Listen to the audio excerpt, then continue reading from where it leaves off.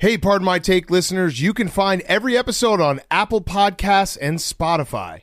Prime members can listen ad-free on Amazon Music. On today's Pardon My Take, a twofer for the people, we have the very, very talented Keegan-Michael Key talking about his new podcast about comedy. He breaks down what comedy actually, where it came from, what makes us laugh. Yeah, he solved the ancient riddle of which came first. It's like chicken and the egg. The fart joke or the getting hit in the nuts joke? It was the fart joke. Yeah. But he explains it. Spoiler. Well, he explains it, and it's very, very funny. He actually tells us. Addicted to spoiling episodes of Part of My Take. I mean, it was very funny when he told it. So you got to, sometimes you got to give the people a little something to be like, oh, you think they're going to turn it off? You better not. You think they're going to be like, oh, shit, it was a fart joke? Yeah, the people that are all the nut tap stands out there.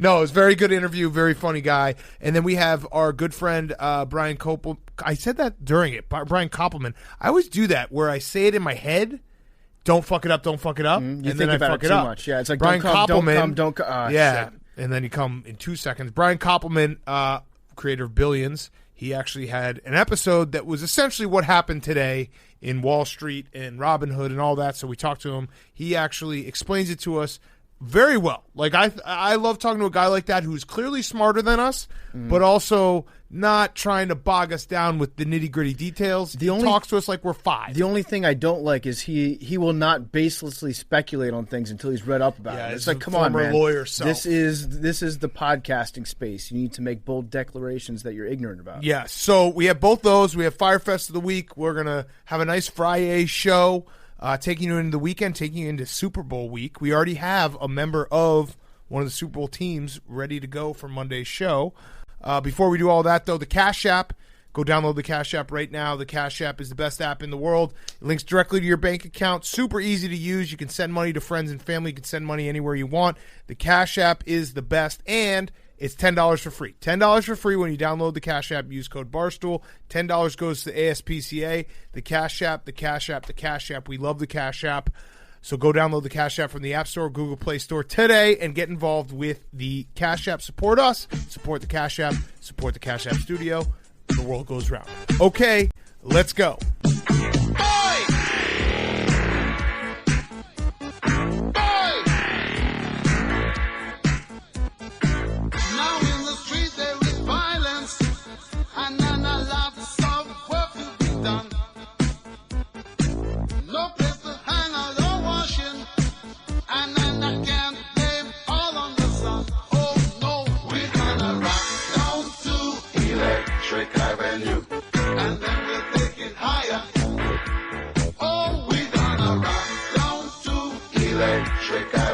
It's Pardon My Take, presented by Barstool Sports.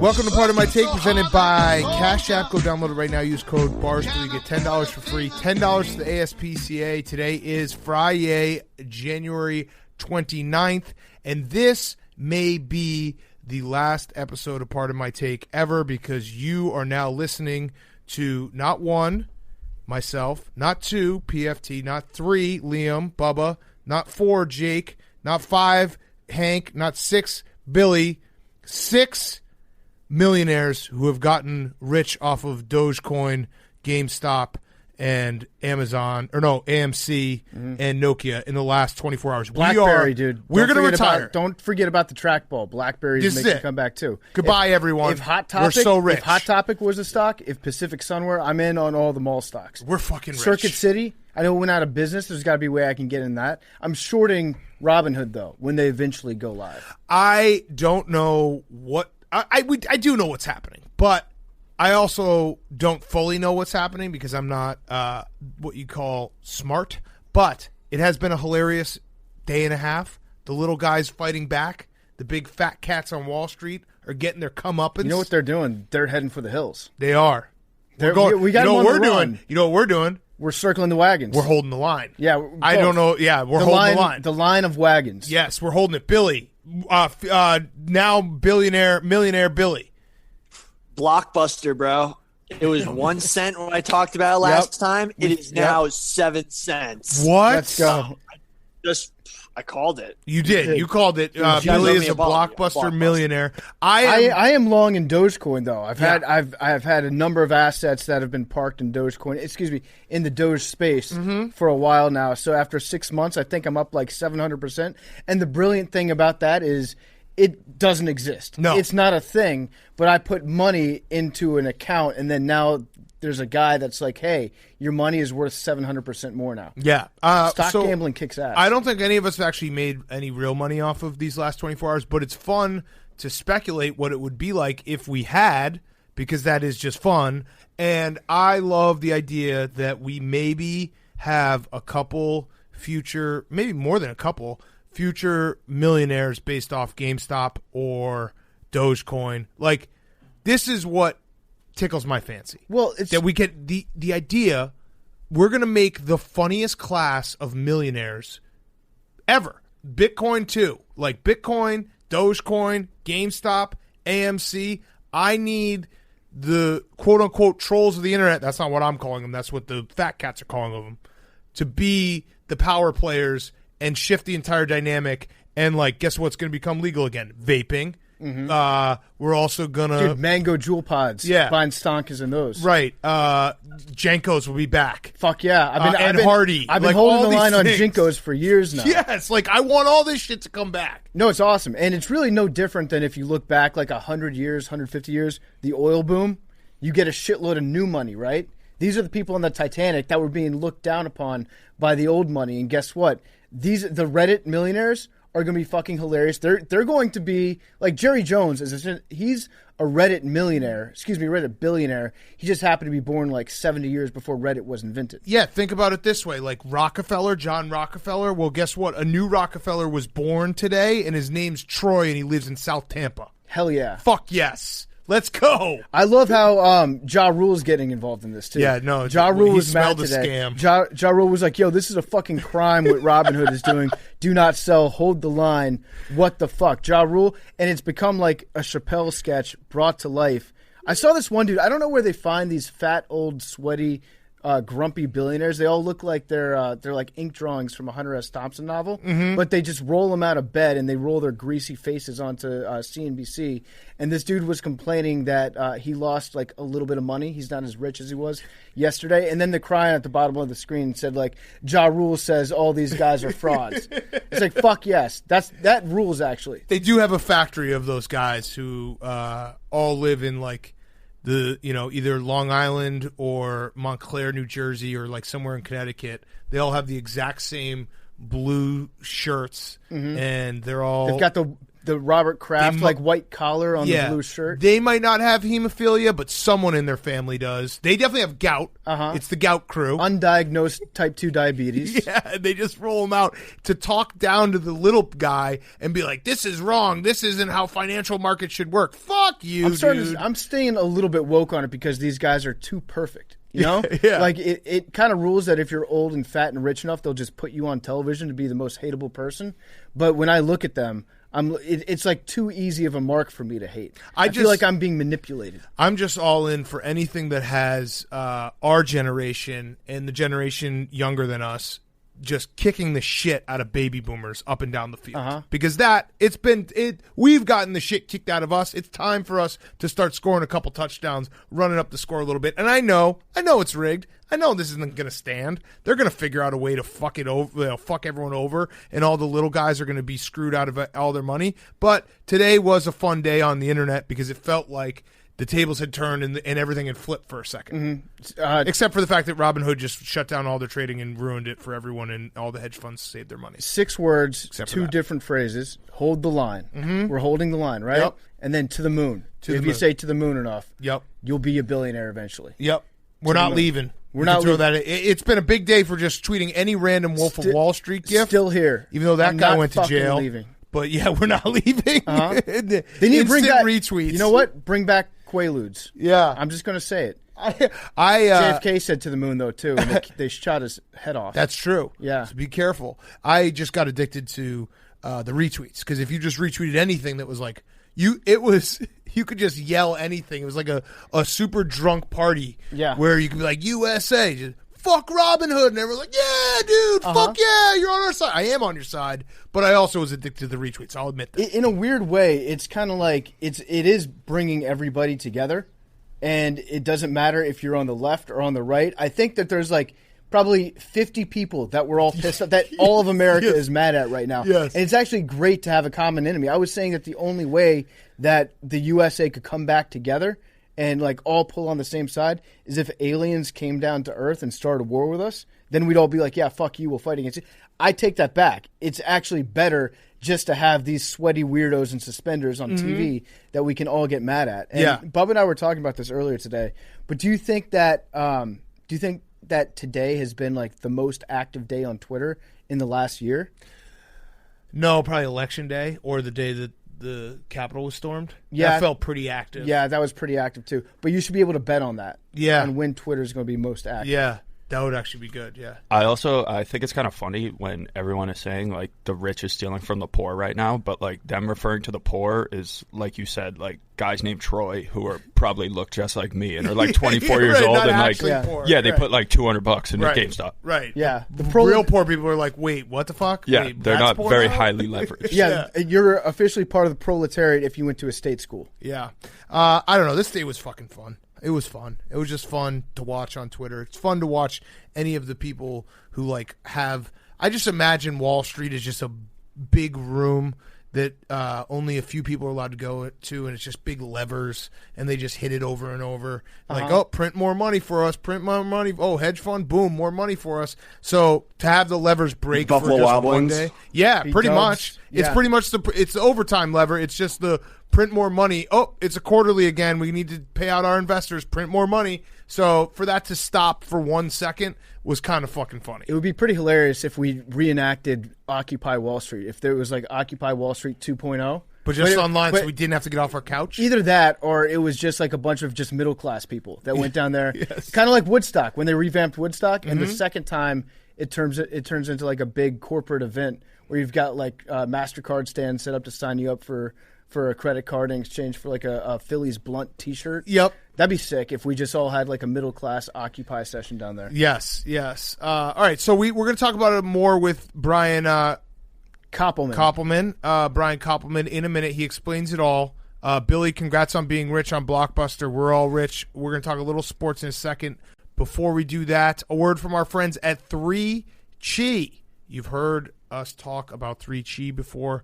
If you're looking for a nice, relaxing Friday or Saturday night, 3 Chi is the way to go. It's the industry leader in Delta-8 THC products. All products are formulated by a biochemist and made in the U.S. with USA-grown hemp. 3 Chi's Delta-8 is a federally legal version of THC and is a more functional alternative to marijuana. It gives an amazing buzz and a great body feel, but with a clearer head and less anxiety and paranoia. It's available online at 3chi.com. That's the number 3, CHI.com, and at real retailers around the country. Must be 21 to purchase, and remember, this is not CBD. It is psychoactive, and it will give you a buzz, so please use responsibly. Again, go to 3chi.com for Delta-8 vapes, gummies, tinctures, and oils that can be used to make homemade edibles. Use code PARDON at checkout to receive 5% off. Code PARDON at checkout for 5% off at 3chi.com. The number 3, CHI.com, to get some Delta-8 vapes, gummies, tinctures, and oils. Use code PARDON at checkout for 5% off. Okay, Deshaun Watson. Well, let me back up.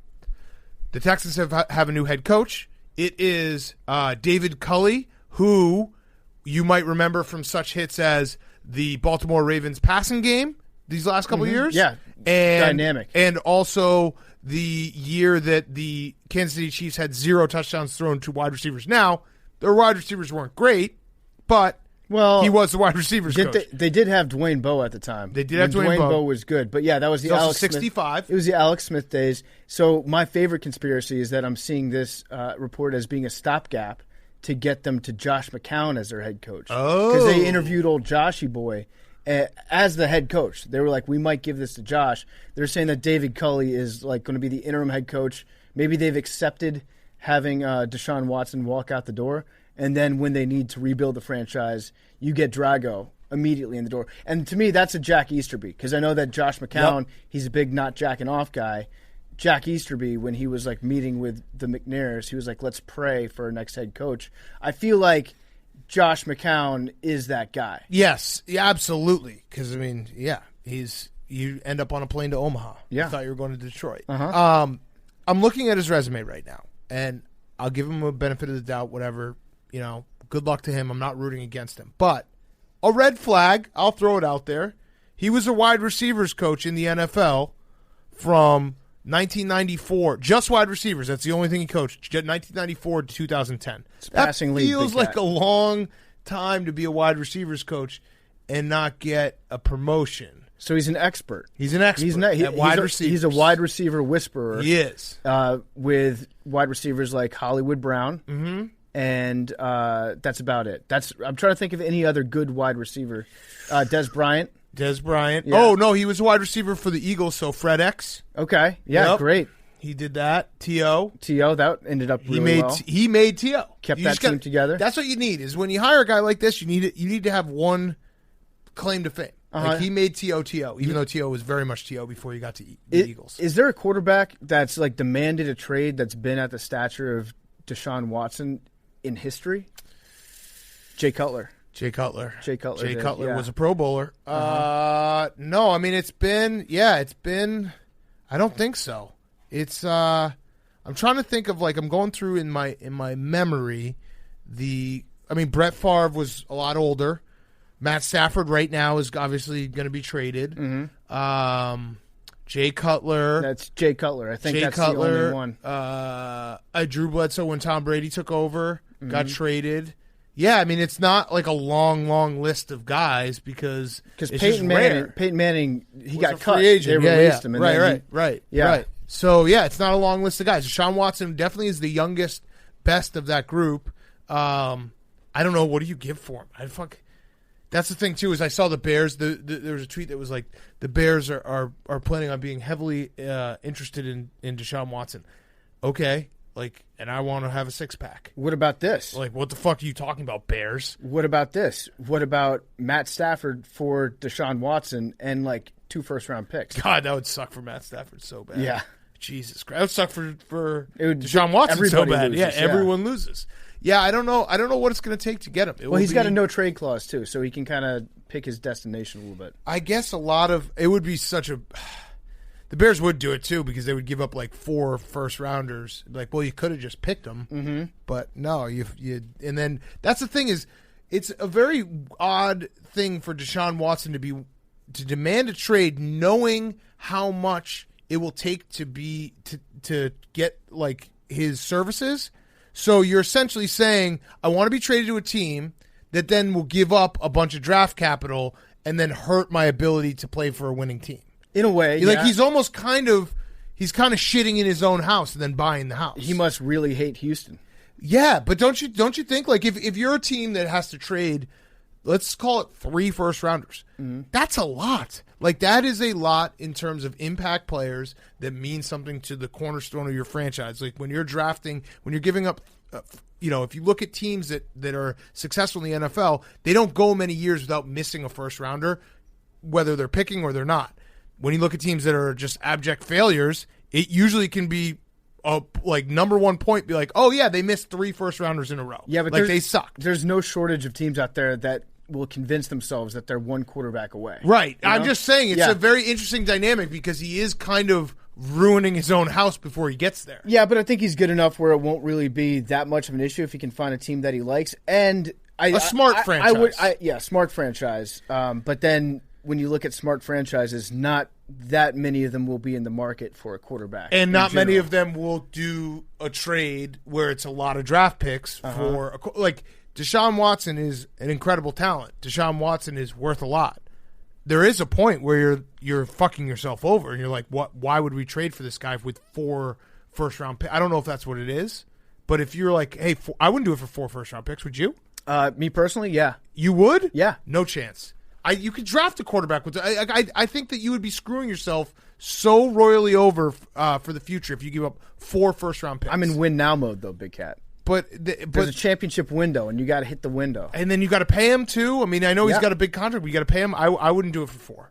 I would do it for unlimited. Name your price is what I would 7? do. 7, sure. No. I'll give you my next 7. Okay, I would love to do a deal with you. Is there a rule in terms of like there is. how many first round picks you can give I up? think Sean McVay has gotten up to that limit. That's true. Yeah, they had to they had to Robinhood him.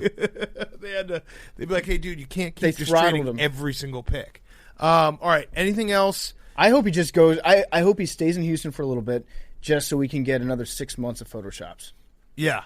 I mean the Photoshops are great. What's the prevailing like thought for how much it will take to get Deshaun Watson? I think it's probably like 3 first rounders in or 2 and 2, 2 first rounders, 2 second rounders. I don't have my draft value chart in There front have of me. been 8 trades where the 2 first rounders were involved for a player.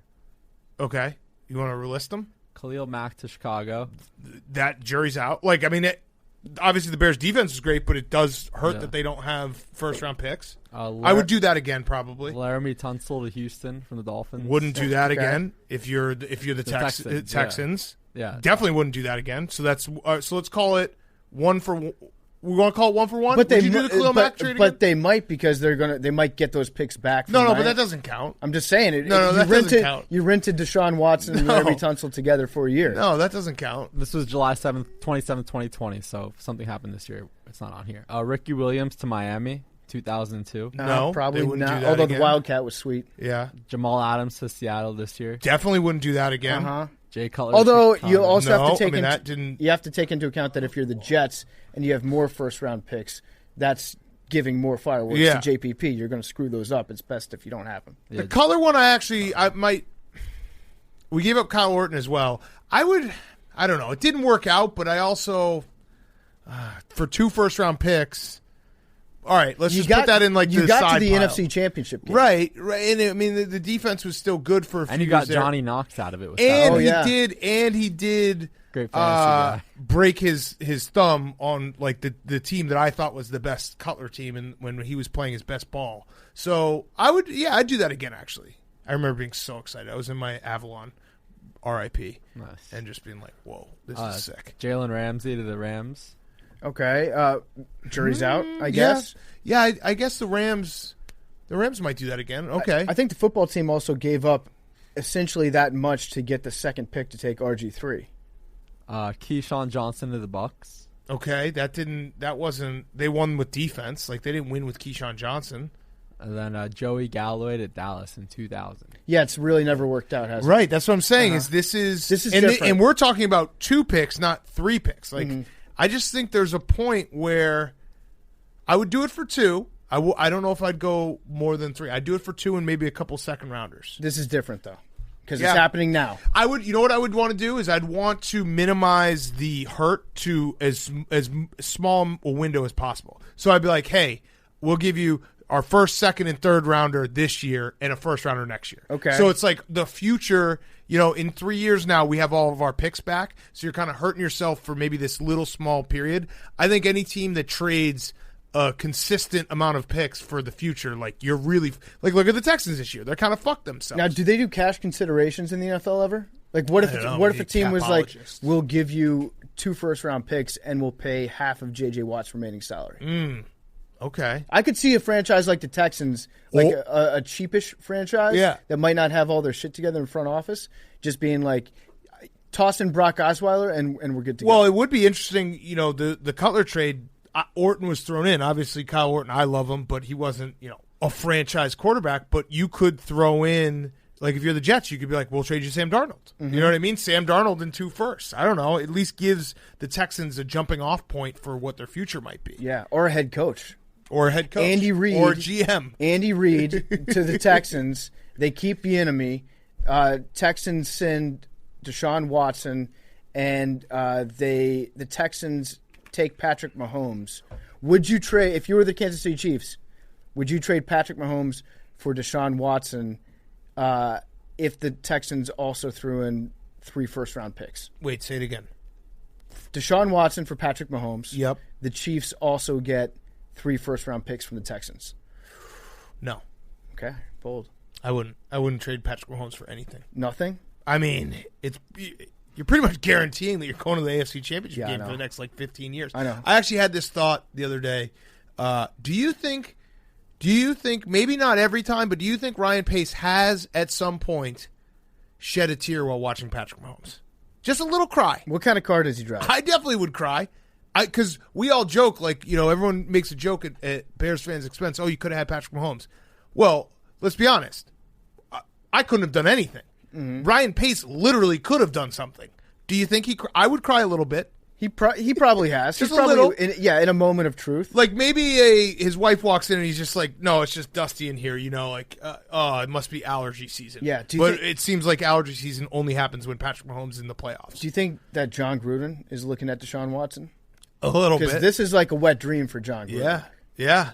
Man, it's going to be fun. It is the weirdest. We have Deshaun Watson, Matt Stafford, Phillip Rivers, hopefully if he comes back out of retirement, Jameis Winston, Mitch Trubisky. A lot of Pro Bowl quarterbacks out there. Yep. A lot of Pro Bowl All those guys are quarterbacks great. out there.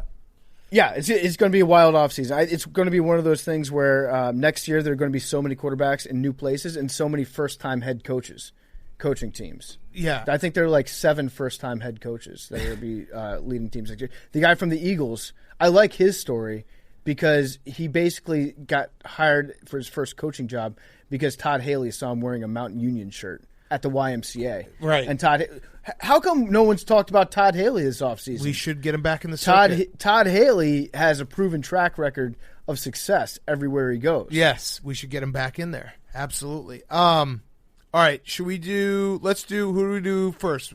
Keegan-Michael Key? Sure. Let's do Keegan-Michael Key, then we have Brian Koppelman, nailed it that time.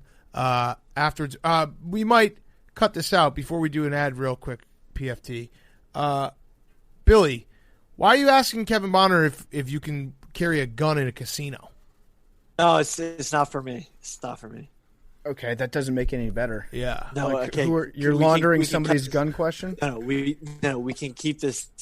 Can we cut this because my trainer is a former police officer and he has a concealed carry permit. Okay, but why does he have to carry a gun in a casino? You just said he's former. So he's gonna have a former. He's gonna have a gun at the fight in case shit pops off. No, he's licensed to carry in all Is he a 50 police states. Just because Officer or you're not? licensed to carry doesn't mean you have He's to carry. retired. He's retired. Right. So I told him to leave his gun at home because he can't bring it into the casino. But then you asked, why can he bring his I gun? just was wondering so I can tell him because he always carries his gun, bro. All right, Like, leave He's this got, in, he's leave got this that in. look Leave in his this all eye in. like he wants to No, bring his gun leave with this him. all in. You can no, tell. he always Yeah, leave brings this- his gun. Leave Yeah. all this in the podcast. No, come. I mean, look, I don't fuck around. I got some great trainers. They always stay strapped. If they're really great boxing trainers, wouldn't they not need a gun? Right. Wouldn't Always their come weapons prepared. be Always their come hands? prepared. It seems to me like you are basically planning if you lose, you're just going to shoot Jose Canseco.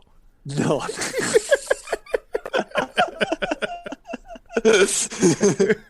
Look, I'm not going out. I wouldn't be like. I'm not losing like.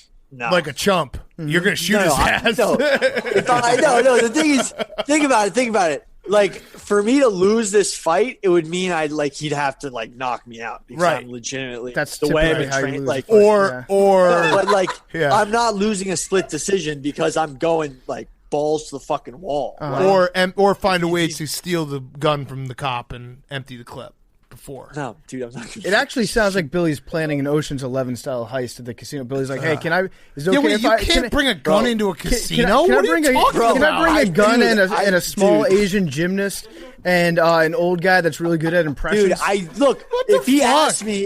asked me, yo, what's the concealed carry laws in this casino? And I'm like, okay, let me ask my guy. Wouldn't I asked, And being me a ask cop, wouldn't you know that? Yeah.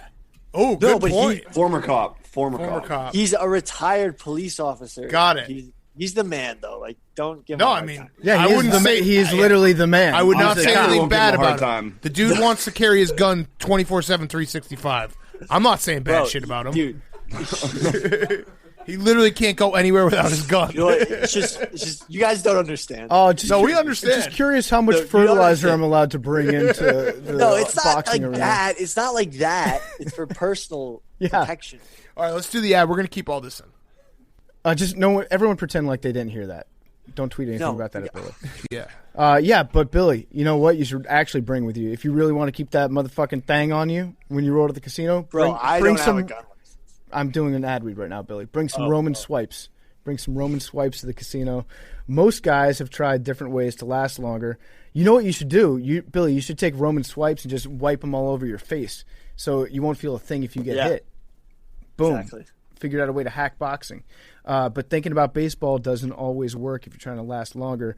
The folks at Roman, they're an online men's health company, are changing the game with Roman swipes. It's the secret to longer-lasting sex. Roman swipes are a clinically proven way to last longer in bed. They're effective, they're easy to use, they're fast-acting, but they don't require a prescription.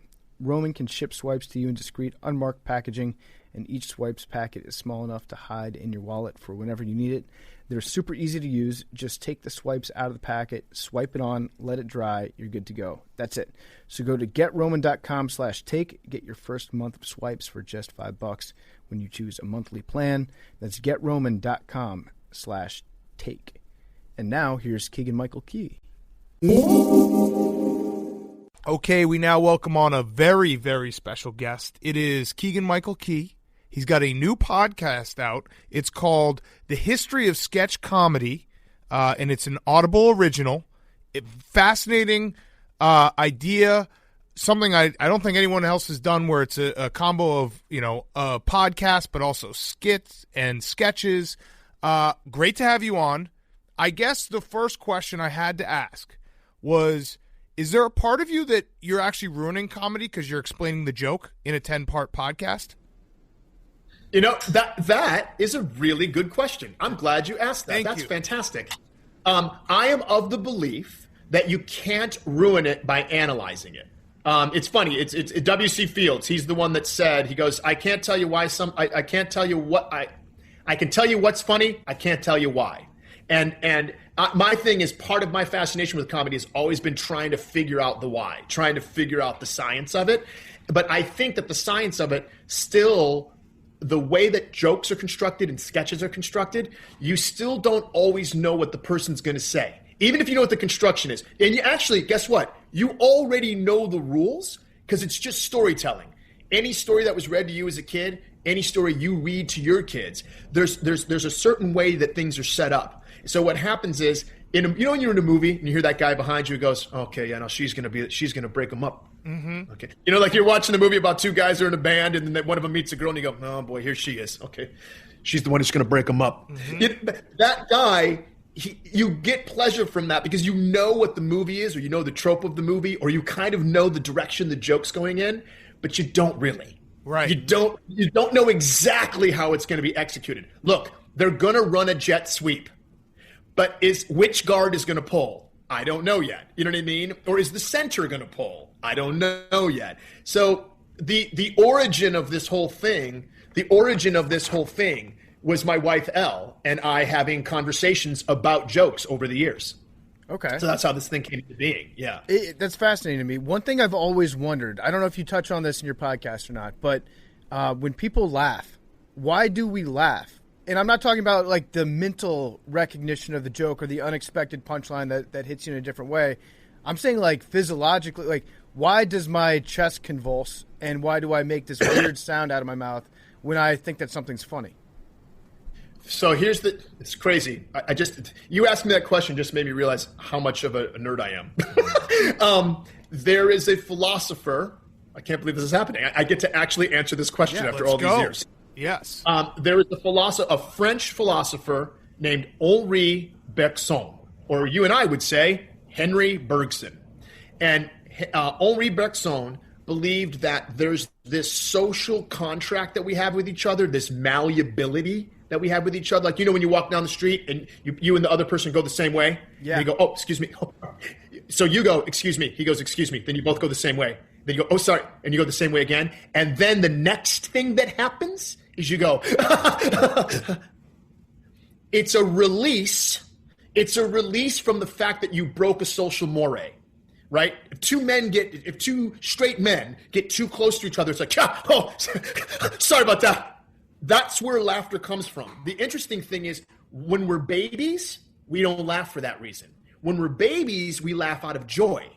When we get older, we laugh out of uncomfortability. So your diaphragm contracting and you pushing air out of your body is a release of social tension and uncomfortability. Okay. I usually just kiss the dude, but that sounds good too. Just like right away. Just like, dude, if we're locked for more than a second, just kiss. You got to break the tension. Right. That's permission. Right. That's just permission. Right. You just kiss the dude. It's funny. funny. And then go on your way. What you just described was Andrew Luck. Like Andrew Luck gets tackled, he gets sacked, and he laughs at people. Like he laughs. He's like, oh, good hit. But that's not because he thinks it's funny. He's just tense in the pocket, and then he gets hit, and he's releasing that tension afterwards. That is exactly. Other guys are laughing to try to get in other guys' heads. Andrew Luck wasn't trying to get in their head. Yeah. He was trying to release that tension, right? When you're throwing, if you're a quarterback, you keep your elbow in, and then everything off is a whip, right? Throwing a ball is not that different from a golf swing. So if he can keep loose and stay in the pocket, he's going to be more accurate and have more zing on the pass. So you're absolutely right. That was why he would laugh. That is why that particular athlete would laugh. Makes sense. He probably went to science class at Stanford. What are you going to do? Yeah. So I don't want to give away the whole – everyone should go listen to it. But part 4, I saw you talk about Prairie Home Companion. I loved that show. I loved listening to that show. Why is that show so genius? Did you get into it? Did you explain that joke? I did. You know what I explained about Prairie Home Companion, that was my wife's idea, my wife and partner, because she's my writing partner. She's a really brilliant director. And she's like, you should talk about things from your personal life. And that Prairie Home Companion story popped into my head. And I was like, oh, I should talk about Garrison Keillor.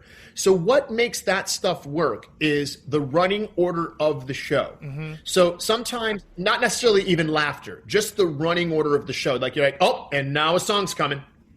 Oh, and now the monologue's coming. It gives you that lovely sense of familiarity that makes you listening to that show, right? Didn't that show make you feel like you were putting a warm blanket on? Yes. It's that feeling where here's the intro, then he's going to do the introduction to the guests, he's going to do a couple of jokes, then a sketch, then a song, then another song, then a sketch, then the monologue. And you just knew. We know every Saturday night at 11:35 on NBC, there's going to be a political cold open, right? Then the host is going to come out and say, I'm so happy to be here on Saturday Night Live. And then we usually go into what's called a credential sketch or a commercial parody. One of those digital shorts. That's the next thing we go into. Your brain knows it because you've been watching Saturday Night Live since you were a kid. Yes. And there's a certain amount of comfort. Now, if they break that pattern, you're definitely going to laugh. You're definitely going to laugh. They're going to go, oh, no, I thought they went to a real commercial, but it's actually them. Oh, that's good. Yeah. So the thing that gets you the most excited is when something super clever and also breaks a pattern, right? Boop. The reason we giggled is because you said, I usually kiss the guy. You broke the pattern. Mm-hmm. This is fascinating because we love comedy, but we consider ourselves, this podcast, for the most part, we are not as smart as the smart people, but a little bit smarter than really dumb people. So we're right in that range where, like, I could understand, oh, that's funny, but I don't really know why. And someone like you who's smarter than us can tell us, hey, here's probably why. And I never even thought of it that way, but you're right. Well, it's not, here's the thing. Here's what I think about smarter or not smarter about people. I just happen to have a passion for this thing. And however I was raised and where I was raised and who I was raised by, and same thing for you, you have a passion about something. So there's definitely, as much as I enjoy sports, I'm going to gamble that you know. No, we're dumb across the board. Across the board. Like legit across the board. We could talk about sports, but we're dumb about it. We're very savvy. We thought the Bills were going to kill the Chiefs on Sunday. We're very savvy investors. We're more of like finance pros. So if you have any questions about that, Robinhood, like that. More about mortgage. You're really more into mortgage-backed security, right? Yeah, synthetic CDOs, basically, kind of Doge Coin, you name it. What was the first joke ever told? It's got to be a guy getting hit in the nuts, right? Or a fart joke. No, it's nuts. It's a fart joke. It's a fart joke. Yeah. So the first recorded joke was from the 19th century BC, 1900 BC, and it's a Sumerian joke. And it's something, I mean, trust me, bro, we're gone with the context. The context is long gone, but it's about a young, something about respect for the young bride who farts as she sits on her husband's lap. Okay. That's funny. Yeah. If you listen, No it's context like needed. I think you're looking too hard for subtext. See, this is where being too smart gets you into trouble sometimes, because you're trying to analyze why the bride farting on her husband is funny. No. You can just stop the sentence there, and it's like, that's just... You just said it. That's an entire sketch. Yeah. Yeah. Could have been a queen. That's just funny. Yeah, that's funny. That's funny. That shit is funny. That's right. That shit is funny. It is. It's like you just said it, and I just started to laugh. You also, there's one of the episodes you talk about working medieval times. What did you do for medieval times? Oh no, I didn't work at medieval times. I worked at a Renaissance festival. Okay, Renaissance Festival. Yeah, yes. I worked at So I did at the Renaissance Festival. I did a comedy show, a comedy sword fighting show. Ooh. So it was me and a guy and a woman, and the woman plays like the damsel in distress, and the two guys fight over her, and then at the end she takes some guy in the audience. You know, we would busk for a crowd. We'd get a crowd, we're like, hey, yeah, come here to see the comedy show. And then, you get like a crowd of like 50 or 100 people around, and then you do the thing, and then you pass the hat afterwards. And so we did, so I learned how to, my boss at the time, he taught me how to sword fight, taught me the moves of sword fighting and tiger rolls and asymmetrical rolls and judo rolls. So he'd like throw me and I'd tumble and get up, and it was great. And then, you grab someone's hat or fanny pack out of the audience and do bits with them. And that's kind of how I started learning bits, how to do street theater and physical bits, like when people come up to you at Disneyland and stuff like that. It was that type of humor. And I would watch all the other shows at the Renaissance Festival, the juggling shows and how they did the timing with their jokes. And like guys would do tightrope shows, but they always had jokes in them. And you could tell they've been doing this for 15, 20 years. And that they just knew the timing of how to get to this person. They knew what person to pick in the audience. I learned so much from that experience. Mm-hmm. And then obviously, like, Key and Peele was it was a big part, I think, of a lot of our comedy experiences growing up. I think probably for a lot of our listeners, our audience out there, they probably watched a ton of you on television. My biggest question for you when it comes to that show is, how did you determine who got to go first in terms of Key and Peele? Oh yeah, we said, let's just keep this as simple as possible. Let's just go alphabetical. Let's no drama this. Let's completely no drama this. And had his name been Dieter, it would have been called Dieter and Key. It's just like we just. It sounds like you wanted your name first, and then retroactively you're like, let's just do it alphabetically. Yeah. Oh wait, yeah, that's crazy. K comes before P. Weird. Well, I will tell you, the first time I said there's a sketch comedy show from the 80s in England called A Little Bit of Fry and Laurie. And Hugh Laurie from House is a member of that team, that comedy team. And they used to call them Fry and Laurie. And to be honest, it's like, can you say it quickly? Key and Peele. Peele and Key. See? Yeah. I couldn't even get it out the first time. Peele and Key. And Jordan, who was just about the most even-keeled guy you're ever going to meet, he was just like, works for me. Yeah. Yeah. Now I'm going to go over here and win an Oscar. You know what I mean? I mean, he was sneaky. He's like sneaky genius, because doesn't talk a lot, and then all of a sudden Get Out happens. Everyone's like, what the hell? This is the comedian guy? Yeah. And the thing is, it was just for him. He was like, I'm great. Key and Peele sounds good. Let's do it. The real reason we actually had you on, though, is that I want to get season 3 of Friends from College. What the fuck? No, seriously. Like, I love that show. I might be in a minority here because I actually rewatched it like a few months ago during quarantine, and it's still, I sat there at the end being like, what the fuck? I want to see the next season. So can you do that? What do we have to do? I don't know. I honestly don't know. It's like it's not in my purview, and it's kind of above my pay grade. But that's bullshit. Yeah, it did. I will say it did end abruptly. Yes. That's one way to put it. Definitely. How does that work though with a project that ends abruptly? Is there, obviously it has, I don't know, it's been 4 or 5 years. Is there a part of you that's like, maybe someday they'll come back and be like, hey, let's do another season? Or is it just totally dead, out of your mind, gone? The thing is, I have to move on And if it were to come back, then it would be a pleasant surprise, like for that kind of work. Because I really love the people I worked with on the show so much, and I had really great rapport with everybody. And you for me, you kind of it's like the last loss, right? Okay, that was it. We took the L. Got to move on. Got to move on to the next game. Got to move on to the next game, because you have to get it out of your head and then start to really give all of your attention and all of your focus to whatever the next project is. And I've been very, very, very, very fortunate in my career that that you hope that those next projects come along, because you got to give them gusto. That's the thing about our job, is you got to make sure you give 100% to everything you do, so that you can know that if it goes well, it's because you gave it everything. And if it doesn't go well, you'll have solace that you gave it everything.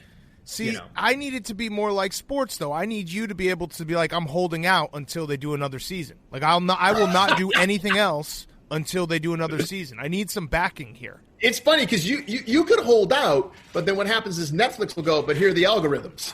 You know what I mean? And then it's like, dang it, I can't beat the math. I can't beat the math. Well, but we could. I appreciate that. Yeah, we could pump it up.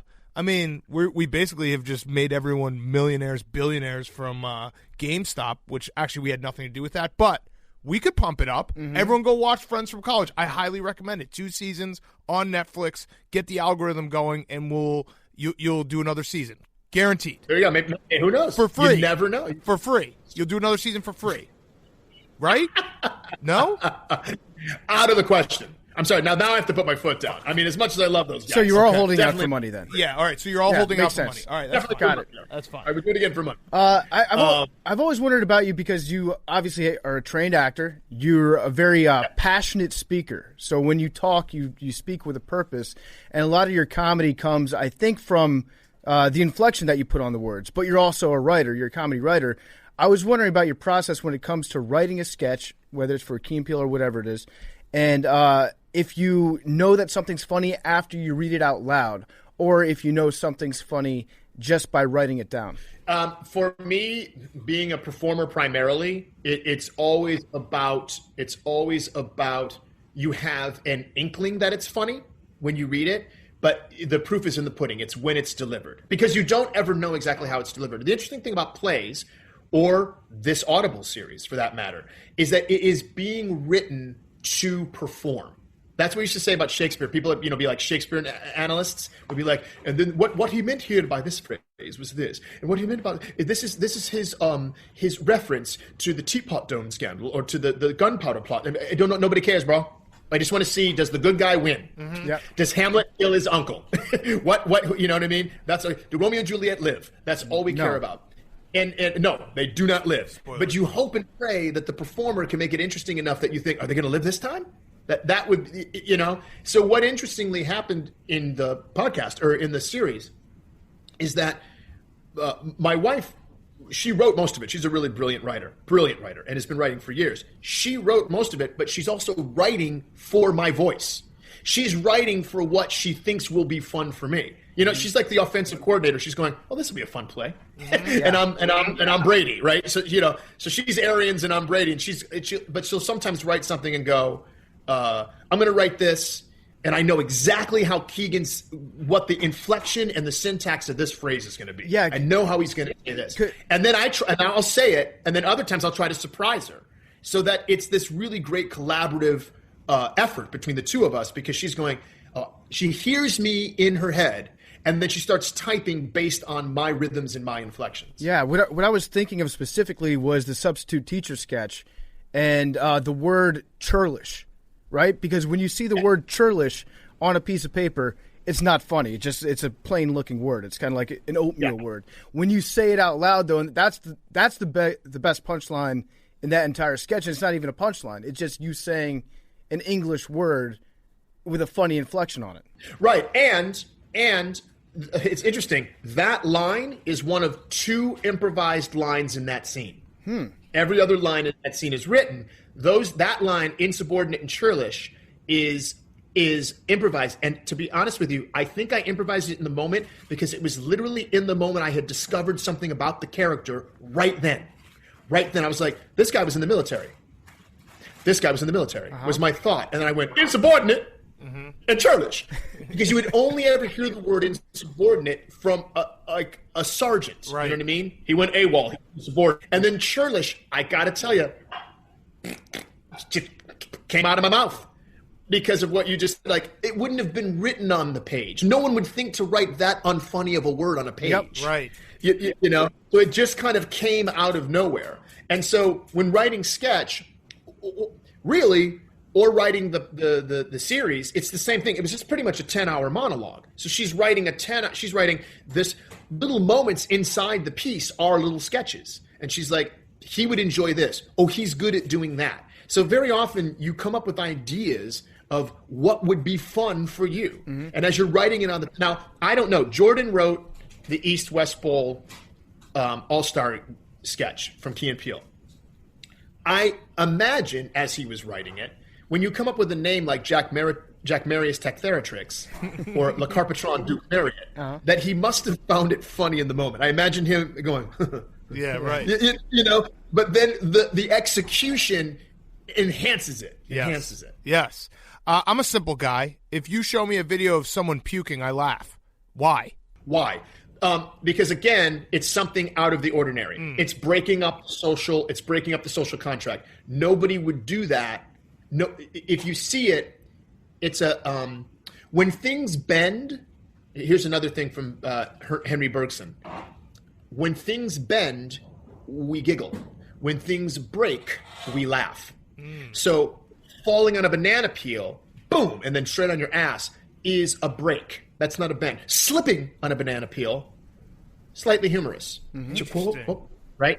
But if you go ass over apple carts, we laugh. We're releasing that tension. We're releasing that tension because we actually feel bad. Right. But we're releasing that tension. That's sometimes where the laughter comes from. That's his theory. I was going to say it's 100% of the time. It's just holes. Yeah. Like if something comes out of a hole, normally goes into. Yeah. Hole humor. That's where it gets interrupted. Mm-hmm. Yeah. Holes. You should do a really big episode 11 on holes. Yeah. Just the funniest holes.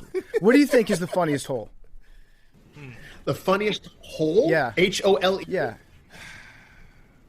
The funniest I'll start. hole. Butthole is really funny. Yeah. Again, something we don't talk about. Oh, also, that release. The release comes from we didn't think what you just said. We didn't think that was funny when we were 4. You're 3. You walk around the house. You fart. Nobody think. It's the day that you start noticing that your parents notice you when you do it. Whoa, wait, why did you look at me? And then they look at you again. Wait, what's happening? Is that because of what I just did? Do you see what I'm saying? You don't know there's anything, quote unquote, wrong with flatulence. You just do it. Yeah. Once a social mores is put on it, we have the opportunity for humor. What about dogs? Do dogs get jokes? Dogs do not get jokes. That's why they just fart whenever they want. Yeah. They'll just be walking down the street. Yeah. You know, dog, you're like, what is he doing? We laugh at the dog because the dog has no shame about it. Mm-hmm. No shame about it, right? At all. So if we would laugh. Yeah. So if I want my son to be a comedian, I need to just laugh at everything he does? Well, I guess, okay, so let's go back to Bergson, to the philosopher. You would actually teach your son all the things that people don't find acceptable.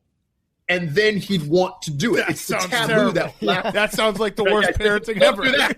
Yes, don't do that. Yeah. He's got scissors and he's going up to the outlet. That's hilarious. Yeah. Fire, funny. I would show your son comedy and let him absorb sketches. Let him absorb stand-up jokes. And then I have friends who have children. They say Fred Savage, from the actor Fred Savage, who was in Friends from College. Yep. He told me one day he came to work, he was beaming.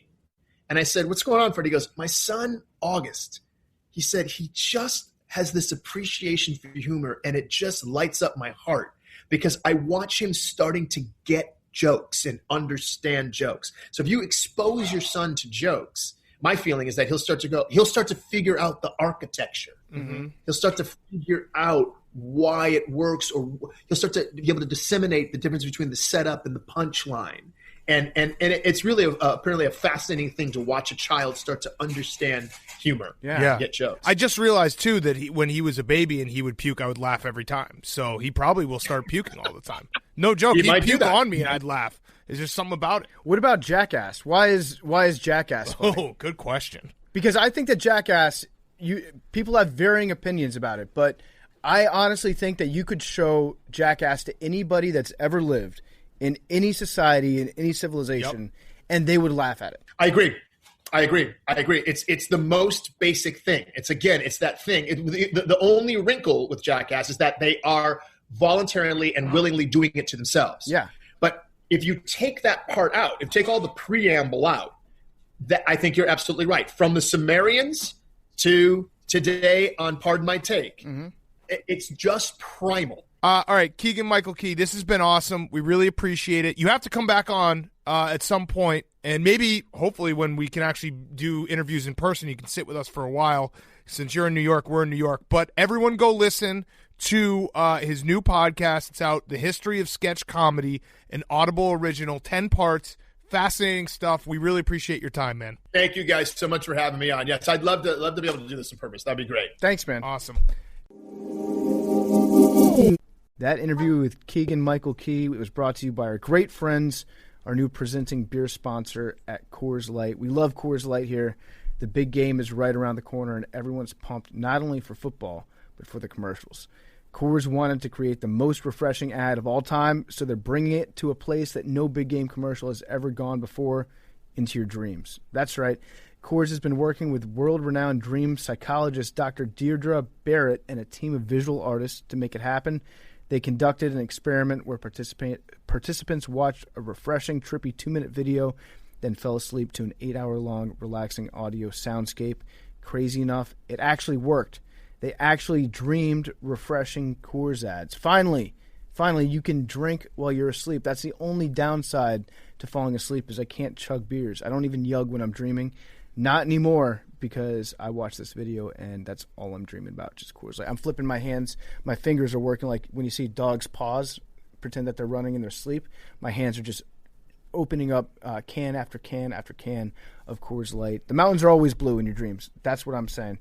And they want you guys to try it for themselves.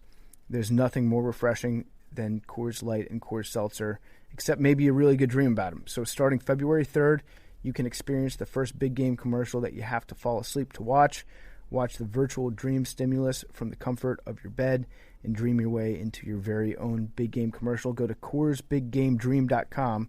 Sign up to be one of the very first to experience it, and then tell them about it. Share your thoughts and your dreams at Coors Light on social media with the hashtag CoorsBigGameDream. So that's CoorsBigGameDream.com. Sign up. Check it out right now. Experience the first big game that only runs in your dreams.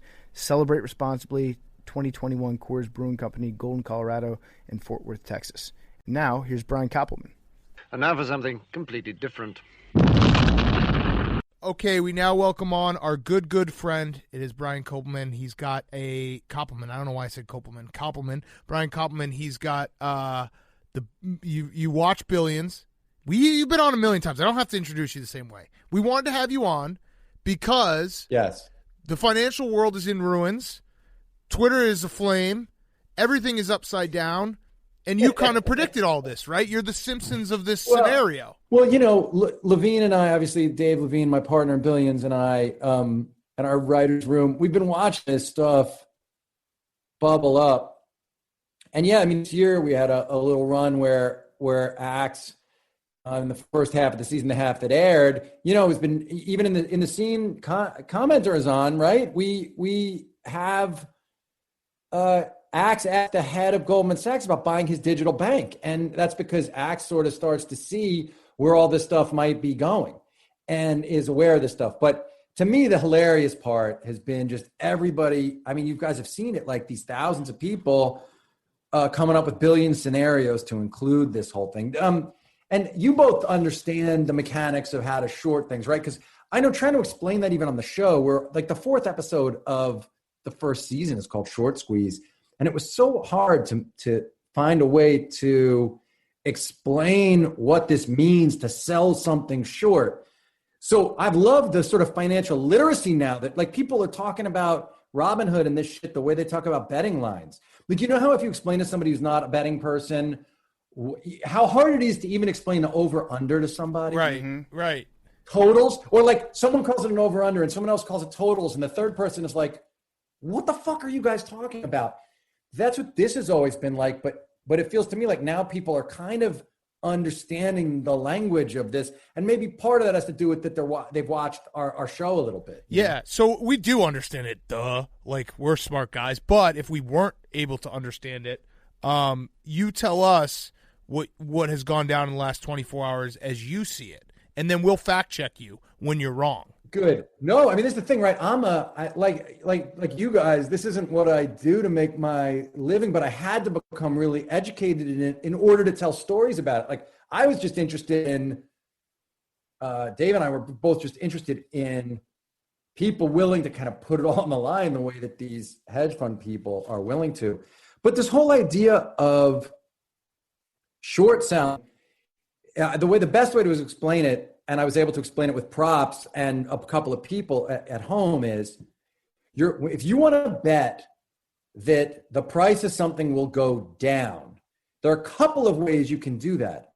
One is to buy options. This is not exactly short selling, right? One is to say, I want to buy what's called a put option, meaning I want to say that at a lower price in a month from now, I can buy this stock. There's some of that going on with this, but this is most of this is the traditional short selling, which is, I would say to you, Big Cat, I would say, hey, can I borrow your iPhone? And you'd be like, well, yeah, you can borrow my iPhone, but for how long? And every day you borrow my iPhone, you got to give me a couple of cents. I'd be like, that's fine. Let me borrow it. And then I take that iPhone and I fucking sell it for $10. Buys the iPhone from me for $10 because I believe there's going to be a glut on iPhones. There are going to be so many more made, or that particular one's going to become obsolete. The new one's going to come out tomorrow. So the price of the one I sold for $10 is going to go down. If I'm right, let's say it goes down by $5. I go back and I'm like, look, dude, you're stuck with that iPhone, but I'll buy it off you for the market price of $5. He says yes. He gives it to me back. I've given him, now he paid me $10 for it. I got it back from him for $5. I made a $5 spread. I still have to return the iPhone to you. So I return the iPhone to you and I have $5. Mm-hmm. I have made $5. But where people can get fucked in this is, unlike on a regular stock, if I buy a stock that's $10 and I want it to go long up, I know the worst it can do is go from 10 to 0. Right. So I know I know that on one share of stock, the most I can lose is $10. The difference between 10 and 0. Okay. But when you take a short position, because I'm obligated to buy that thing back and return it to you from whom I borrowed it, I have to buy it back. Right. So especially if you decide you want it back and you call that thing back, now what if it's worth $40? I haven't just lost $10. I've lost $30. The difference between 10 and 40. And so a short squeeze happens when a bunch of investors know that one investor or a smaller group or a different group of investors are betting that something is going to go down. And they decide, no. For a period of time, even if the fundamentals look bad, we can make it appear that this is a good stock. We can all buy it. And as we buy it, the market adjusts and the prices go up, and we can squeeze that short seller and cost them so much money that perhaps they will have to go out of business. And that is what happened here with Robinhood and these hedge funds. How'd I do? Yeah, no, that was great. Well, Robinhood then shut it off, right? That was and the then, hedge funds. Well, and then the pressure from the then now this is the part nobody actually knows yet. Meaning, yes, Robinhood stopped people from being able to buy more of that stock. They still let people sell it, but what they said was they're protecting So one of the dangers of this, right, if you took them at face value, is because the fundamentals of the stock are bad and like it's probably a $12 stock, the fact that it was at 300 means at some point, like the tulip bubble, of 200 years ago. At some point, the bubble will burst, and then all these people would have lost so much money. All these people still holding the stock would lose so much money. But what people believe, and what I tend to believe, knowing the way that the conspiracies in this world can work, is that a bunch of the institutional investors behind Robinhood leaned on Robinhood to sort of try to protect the status quo, meaning protect the fat cats, the rich guys. And although it was funny today to watch your rich guy go after the owner of the Mets, Steve Cohen, because for the regular guy, because your guy cracks me the fuck up, though I was with you, Big Cat, on the Trump interview, but Portnoy cracks me up, and I find him hilarious and so fun to watch. But watching him have the side of the little guy against Steve Cohen, even though both of them are so wealthy, was pretty entertaining. Didn't you think so? Yeah, it was. Steve Cohen's on a different stratosphere. Steve Cohen is a billionaire, and when he dropped the line, I'm just trying to be out here making a living just like you are. Yeah. It's like, I think we've passed that point in time where you own the Mets. I think your living is pretty good. Like, you've made it. You're not punching a time clock every day. But I would say when people ask me when people want to know, like, what do rich people think is rich? I think Portnoy if you have $100 million, to anybody, you're rich. So I think Portnoy qualifies by anybody's definition as a rich guy. Are you worried? Are you afraid that maybe somebody's going to come out with a TV show called Trillions, and then you're like, well, shit, what am I going to do? I think you might have pitched me that the first time I was on the show. Trillions, yeah. Because if you have the option to watch Trillions or Billions, and you're watching Billions, that's indicative of a limited mindset, and we have unlimited mindsets on this show.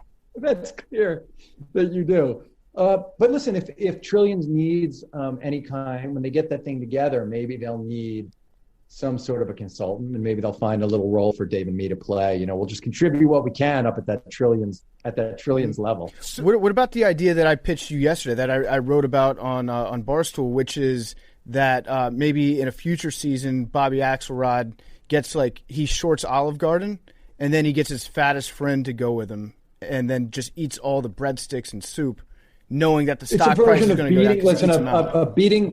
I think it's more of here's what I think. I think there's a Law and Order episode for sure, and a guy who thinks he can beat the buffet. Yeah. And this guy is murdered on the subway, and you find out it's because he's been beating the buffet at some small restaurant in next to Times Square. And that guy who owns that restaurant is like, fuck it, I'm killing this guy because I'm tired of him beating the buffet. It's more, I think it slots into like a Law and Order kind of a thing than Billions. But I encourage you to continue to pitch me. That's why I come here on your show. So in Billions, for people who don't watch it, we both watch it, obviously. What was the exact conclusion to this situation that's happening right now? Because you did have an episode that was very similar to what's happening in real life. So how does it play out? Did you guys sit down and be like, all right, so how is this actually going to play out in real life? Oh yeah, well these things play out a few different ways.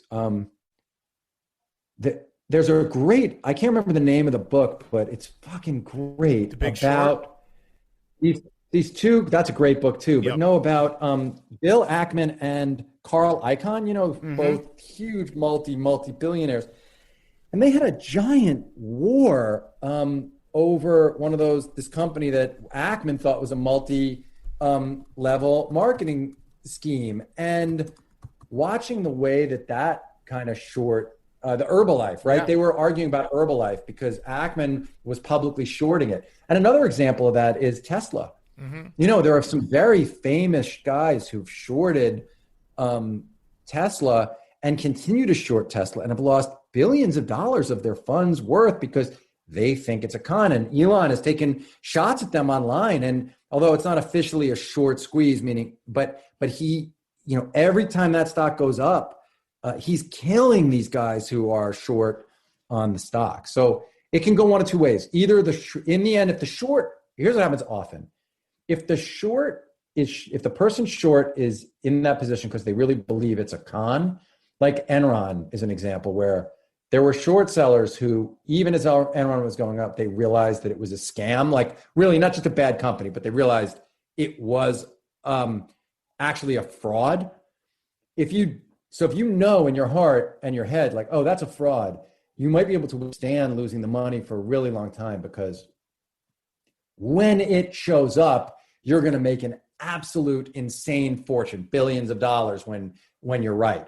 And so if a short seller has the stomach to stay in, they can get incredibly wealthy in fewer trades. So like long sellers, people who buy stocks long, they're traditionally in many more stocks. People who go short, they're short fewer positions, but when those positions pay off, they're huge fucking wins. But it's a very dangerous fucking game. And I mean, I would be terrified to really take any substantial portion of my money and play it short, because I had no confidence I could predict the psychology of the market. And let's say you're right, man. Let's say it is a fraud, some company, or that they are cooking the books in some way. What makes you think the market is going to react rationally to that? Mm-hmm. Like, people can just decide they love the company, and it doesn't matter that you're right, and you could still get killed. So I find short sellers fascinating to watch. We've had Axe make a lot of short plays, and it is a fascinating and fun thing to watch somebody fuck around in that area, because they have balls of steel to do it. But it's high risk. Because you're also betting against the general trajectory of the stock market, which is over time, historically, the stock market has gone up. So you're picking this one stock out and saying, not only is the stock bad or overvalued, but it's also overvalued compared to the trajectory of the market as a whole, right? 100%. And also, everybody hates you like the guy betting the don't pass line in Vegas at the craps table. Like, even though that's actually, like a smart enough bet, people hate you for betting the don't pass line, because they want the mojo. They believe, right, we're here at the table, we should all be rooting for us to make the points and make the numbers and go. And this one fucker's sitting there betting against everybody. And so short sellers are often really wildly disliked. And that's why they often get other groups of people to want to go against them. So short sellers are very strategic about when they reveal. Here's where it also gets fun and tricky. If you're a short seller, you don't have to declare that you have a short position. But if you start bad-mouthing the company publicly, you have to declare. And so it's a real question, like, all right, is it time yet? Are we positioned enough yet that I can start shit-talking the company? Because if I do, I have to admit I'm short. And then if people hate me because of a deal, this is what goes on in the Herbalife book, which is amazing to think of billionaires doing this. One guy felt another guy had fucked him over 10 years before in a deal having nothing to do with it. And then when he heard that this guy was short, he was like, this is my chance for revenge. Almost like the Princess Bride or something with the sword. He was like, now I can get my revenge. And he gathered all these forces to short squeeze this guy and fuck him over. Like, he carried the grudge for 10 years. So releasing the idea that you have a short position can get you screwed. On the other hand, if you don't make your position, if you don't publicly point out what's fucked up about the company, then maybe your short never comes in. So that's also a very dramatic sort of a moment in the life of somebody doing this stuff. And it's part of why the narrative of all this is so fascinating to Levine and me. Yeah, and so now today, though, there's an extra element of it really feels like the Wall Street fat cats, hedge funds, essentially, like the gig is up. Everyone knows the game's rigged. They literally rigged it in plain sight and said there's nothing you can do about it. Is that a fair assessment? It does feel, I would say this, because of what I do, this is the shit that I will read super closely, and I'll talk to a bunch of reporters. It seems like it to me too.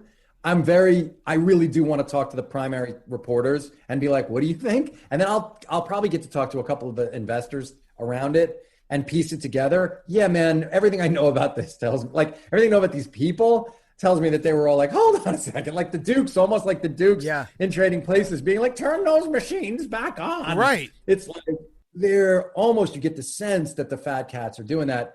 I think that's very likely, but I do want to do my own work and find out, which we'll know, man. People are going to report on this, and it's crazy. And you feel the way folks are following it, and everyone seems outraged at the same time that suddenly when these investors are suddenly when the Wall Street Bets Reddit investors are winning and the hedge funders are losing, that's when they push pause on Robinhood. I totally agree that does not seem like an umpire calling balls and strikes. It seems like an umpire, as a guy's about to get to first base, just fucking knocking him back until the shortstop can pick up the ball and throw it to first. So yeah, I agree that's what it feels like. It would be like the Yankees pausing a game in like the 7th inning and then adding a bunch of all-stars and being like, okay, let's go back on. That's what Darren Rovell said. Darren Rovell said it'd be like if the underdog was winning at halftime in the Super Bowl, then they'd let the other team play the second half with like 12 players on the field. Yeah, it did. It feels that way. That's what I'm saying. I want to like do the work of figuring it out, but it fucking feels that way to me. And if I were one of those Robinhood investors, I would be fucking batshit pissed about this. And I would feel like, wait a second, I was so yesterday I was a big boy or girl and I could fucking I can take my risks, but today because I'm winning, I can't take my risks because you're suddenly protecting me. I would totally be outraged if I were one of them. Yeah, and 100%. It seems like at least this is the attitude that some of the billionaires that I've seen on television are putting out, which is saying that they're treating this like a casino. They're treating it just like it's a number on a screen, when in reality, us investors, we look at companies and try to build value in them by injecting capital. To me, that is the biggest load of bullshit of all time. The stock, like the rules that the stock market is set up by, does make it a casino essentially for people. That's what it is. You put your money in, you take it out later. There's no rules saying that like you can't do this day trading for fun. You can't try to predict what's going to happen. Right. And they do fucking high frequency trading on things. They've had an edge for the last 15 years, 20 years when this whole thing started, when they had the data like milliseconds before other traders would have it. So they had their edge. They were trying to make, short cash in, cash outs. And the second that normal people start to, what happened was they underestimated the ability of the public to band together as a giant hedge fund and their ability to compete against the other funds out there and having more spending power if enough investors act together as one. Mm-hmm. You're 100% right that kind of language is what those institutional investors always use, when the truth is very few of them believe that. 100%. In fact, they want, if you speak to them privately, is for there to be a lot of dumb money in the markets. Right. Dumb money allows them to have an edge, right? The more uninformed and dumb money is sort of, spazzed out into the market, the better, in poker terms, when people talk about spazzing into a pot, the better that is for the smart investor who now has an edge, right? Supposedly. And they do traditionally have an edge. And that is all they want. They will tell you hedge funds are harder now because there's less dumb money. So they wanted all this Robinhood money in there when they thought it was dumb money. Suddenly, when it's smart money, they're not that interested in it. What's to stop a group of people from getting together hypothetically? Let's say they just pick a stock. Let's call it Dave & Buster's, right? They pick Buster's stock. Hypothetically. And you have, say, millions of people that are involved in this group. I don't know if it's a wink and a nod or if it's written down somewhere, if that makes it illegal or whatever. But you buy the stock, and then it's agreed that everyone else that will purchase this stock, like there will be 10% of you that will be able to should cash out your earnings within 6 months, and then we'll get more people in. And then the stock keeps going up and up. Well, that's a Ponzi scheme. Oh shit! You can't do a Ponzi scheme. Okay. What if it's Why not? What if everyone knows it's a Ponzi scheme though? Yeah, we had that idea. Now before. you're into this multi-level. No, you guys got to. That's all. Proving a Ponzi scheme is difficult, as the Herbalife thing showed, because in the end, the courts never said Herbalife was a Ponzi scheme. That's why I'm not saying it was. I'm saying one investor thought it was. A lot of investors thought it was. But in the end, the courts did not hold that it was a Ponzi scheme. And it's hard to prove that something is a Ponzi scheme. But collusion, market manipulation is not allowed. And so if a group of people are intentionally manipulating the market, and that can be proved, that is finable and punishable. Okay, we'll erase everything. I haven't read up. I will say, like I've read a lot about that, but not in the last couple of days. So what's going to end up happening is probably like a couple of the small guys are going to end up getting dinged up for this, and all the fat cats are going to walk away free because they're going to be like, "Well, you manipulated GameStop." Yeah, like, oh, you can't do that, even though they I don't do it know on if the this other was side. I don't know if this was market manipulation. This wasn't secret. So there are a bunch of things that make it in my head not market manipulation. They weren't hoarding I am educated as a lawyer, but I'm not speaking as a lawyer right now because I have not read all this closely in the last couple of weeks. Yep. But they were not conspiring secretly to manipulate the market. They were openly talking about what they were doing, meaning anybody could have gotten in on it with them in this group. So I do not think they were market manipulating in whatever the sort of things would be that would make it market manipulation. But yes, I think it's very close to market manipulation. And could people claim that? And will people claim it? Big Cat, people will claim it for sure. Yes. Look, I'm on the small guy's side here. I don't think that they did anything wrong. I just know that the game is rigged. The pause button was hit. Yeah. They're trying to figure it all out. The fat cats in Wall Street are basically going to figure it out. Going to blame the small guy, going to make new rules. Like we already seen it. I think Robinhood even said, like, that's going to happen. Yeah, we're gonna start letting you guys buy these stocks, but with a cap. They're going to make new rules, and they're going to be like, all right, you guys can't win anymore. Fuck all of you. But it's still capitalism. Nothing I've seen in my life experience tells me you're wrong about the way the system is going to try to work and who it's going to try to benefit here, unless the people making those investments in Robinhood suddenly become really wealthy. Yeah. And then, they're in the game. They can lobby too. And then they'll just switch. By the way, they'll switch sides too, right? That is what also happens. Yes. So they'll rig it back. That is all going to be fascinating to watch how all that shit happens. But this is why it's so great to make a show about all this stuff. Yeah. And the other side of Billions is the district attorneys, the Southern District of New York. You've got Southern District first couple seasons, and now it's the Attorney General's office. General's, So I saw today that there are investigations that could be happening into this entire situation here.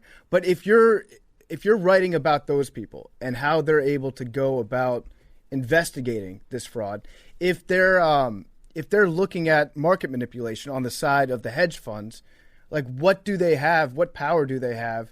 Could they just be like, hey, this looks fishy, so I'm going to ask you, did you tell anybody to do this or not?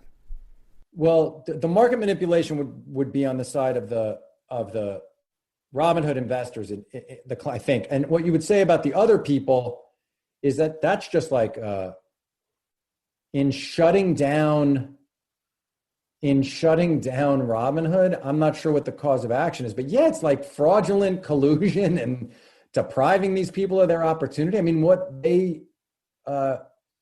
you should have somebody call in and tell you what the cause of action against the institutional investors in Robinhood. But I bet you that what they really did is broke their user agreements. I think it's really basic, right? If Robinhood shut down and stopped you from being able to trade in violation of the user agreement you signed, I think the damages against them in a civil case are fucking extraordinary, enormous damages. Yeah. Yeah. So they must have had, if that's indeed what happened, they must have had a lot of pressure being put on them from the other side to shut things down, to realize like a class action lawsuit would be cheaper than the cost of letting these trades continue and having, all the people that essentially do the real funding for our app shut us off. Correct. I mean, it does feel like that's the shit that happened. Yeah. Well, I had one last question. It's hard, right? Go ahead. Yeah, well, it's just the day of. It's hard to know. If you wrote this, you wrote, the episode of Billions is very similar, but if you were to write a movie and you went to your script partner or a Hollywood exec and you said, we're going to name the app Robinhood, would you get laughed out of the room? Yes. Like, absolutely. It's way too on the nose. I know everyone made the joke, but it does bear repeating how ridiculous it is that Robinhood steals from the rich and gives to the poor, and these guys are just flipping everything on its head. I mean, I would say that if I weren't the guy whose show about billionaires is called fucking Billions. Mm-hmm. So I don't really have a leg to stand on. You know what I mean? Yeah, that's true. Yeah. And also, we're going to beat you with Trillions. So. Right. And then Trillions is going to come along and make me completely obsolete. Mm-hmm. I was actually just thinking that there should be – no one's really gone on the side of the grift to be the one to go out there and stand up for billionaires. Like, I haven't seen anybody become the public face of defending the fat cats. I feel like there's some money to be made there too. If this is the verbal meme, it's the daughter that's sleeping at night and then the soldier taking bullets for it, and the daughter is billionaires, and then the soldier is also billionaires, and then I'm next to the soldier licking its boots. Like that's where there's some money to be made right now. I think is defending the billionaires. So I might swing to the other side just to make a brand for myself. This is your brilliance. I mean, this is why I'm here with the two of you right now, because that's the brilliance. I also think that it's a big red flag to me that if somebody's a billionaire and they don't own a sports team, it's like, what are you doing? Mm-hmm. What has all this been for? If you're not going to spend money on something cool, or you're trying to go to Mars. Yep, you got to do one or the other, or build a tunnel to your girlfriend's Either house. a sports team or Mars. Yeah. Honestly, I think you guys are right. Though $1 billion isn't really necessarily. Couple billion. You're right. The show's not called Billion. It's that billion would suck. Yeah. It's harder now for a billionaire who was worth $1 billion probably could have bought a sports team, even when like Mark Lazary bought the Bucks. But I think he bought the Bucks for what, $500, and now they're worth like $2 billion. Yeah, maybe an NHL team, probably. Yeah, probably the Hurricanes. Yeah, maybe an NHL team, or like a lacrosse, Oh, we own a lacrosse team. Yeah, we're just regular guys. We own lacrosse teams. Mm-hmm. Yeah, so it's not a big deal. That's a good investment. I would go in with you guys on a lacrosse team if you want. All right, I had one last question. What was the losing hand in Rounders? That's really a good question. And here's the thing. I will answer that question if somebody will post-date give me 100,000 shares of GameStop at yesterday's price. Okay. There Somebody we go. out there make it happen. Elon, I know you're a listener. Yeah, come on, Elon. I think that's like 30. I think that's like 30 mil. For 30 mil, I would. That's your price? For 30 million, I'll answer the question. Perfect. We'll do a GoFundMe. Yeah. All right. Well, thanks so much, Brian. Appreciate it, man. Fellas, you're the best. See ya. Brian Koppelman was brought to you by ZipRecruiter. It's finally a new year and the perfect time to take your business to the next level by hiring the right people. But finding a qualified candidate can be very challenging, and ZipRecruiter.com/PMT will make it easy for you. When you post a job on ZipRecruiter, it gets sent out to over 100 top job sites with just one click. Then ZipRecruiter's matching technology scans thousands of resumes and profiles to send you the most qualified people for your job. If you're really interested in a candidate, you can invite them to apply for your job right there with one click. ZipRecruiter is going to send them an email from you, and you stand out from the competition. It's so easy. 4 out of 5 employers who post on ZipRecruiter get a quality candidate through the site within the very first day. Go to ZipRecruiter for free. Try ZipRecruiter for free at ZipRecruiter.com/PMT. Try it for free at ZipRecruiter.com/PMT. ZipRecruiter, the smartest way to hire. Okay, Fyre Fest of the week. Let's do it. You can't have guns in West Virginia casinos. Okay, good. Okay. So we got that figured out. That was a very funny part of the show, by the way. That's surprising to me. I feel like if there's one place on earth that you should be required to carry a gun, it would be in a West Virginia casino. Yeah. Oh, you cannot? Yeah. Oh, you can. Oh, you can. Oh, yeah, all right. So your trainer can. By the way, we're not. Nature's healing. Not to bring it. We're not knocking your trainer. We're knocking just how ridiculous you are as a human being that you're definitely sending knocking a texts. trainer. Also, aren't you flying? Yeah. No, I'm taking the bus with you guys. Oh yeah, we'll see you on the bus, dude. I'll save you a spot. Well, yeah, cool. Yeah, just I can't. Billy, if I'm not on the bus when it's about to leave, just don't worry. I'm underneath. I'm underneath, so don't worry. Just so you guys can go. I gotta go down. I gotta go down for the weigh-in. I know. All right, Fyre Fest of the week. What do we got? Who wants to start? I'll go. All right. My Fyre Fest of the week is Dippin' Dots. I bought Dippin' Dots. I bought like $400 worth of Dippin' Dots. DDO. I'm heavily invested. You bought the dip? I bought the dip. I bought into dude, the you dip, got to Billy. hold. I'm holding now. I already bought into the dip. You buy the dip, then you hold. And the only problem with this is Dippin' Dots are obviously delicious. I love Dippin' Dots. But now I did not realize that they were going to be shipped to me in these 2 industrial-sized, like 2-gallon plastic bags that you have to keep at negative 40 degrees centigrade. It's essentially like a vaccine. You have to store it like hanging on to the COVID vaccine, or else it just melts. And so I had to bring them all into work today, and they just melted into a puddle within like 2 hours. So my investment, as ice cream does, my investment, ice cream. Yeah, it's the ice cream of the future, which is literally melted ice cream. Now I realize that.